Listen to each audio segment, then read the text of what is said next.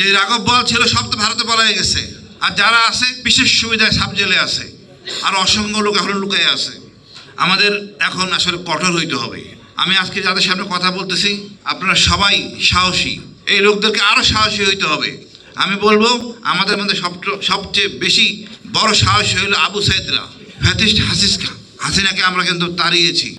Fascist Hasina গেছে কিন্তু তার সহযোগী রয়ে গেছে, ও নিজের ইচ্ছায় যায় নাই, ভারত তারা ঠেকাইতে পারে নাই। সুতরাং আমাদের মনোবল থাকা উচিত। আমি বলবো আমরা যদি ছেড়ে দেই আমাদের উপরে আবার মাথা চারা দিয়ে উঠবে। এই ছবিগুলি প্রমাণ করে হাসিনা কেমন ছিল। আমরা এই ধরনের ফ্যাসিস্ট কাকে হইতে দিব না।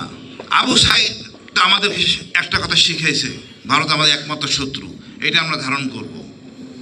শুক্রদিনের বাড়িকে ভারত ধরে নিয়ে গেছে, সারাদিন ভাই বলেন ভারতে ছিলেন, অর্থাৎ ভারত জড়িত, মোদী সরকার জড়িত।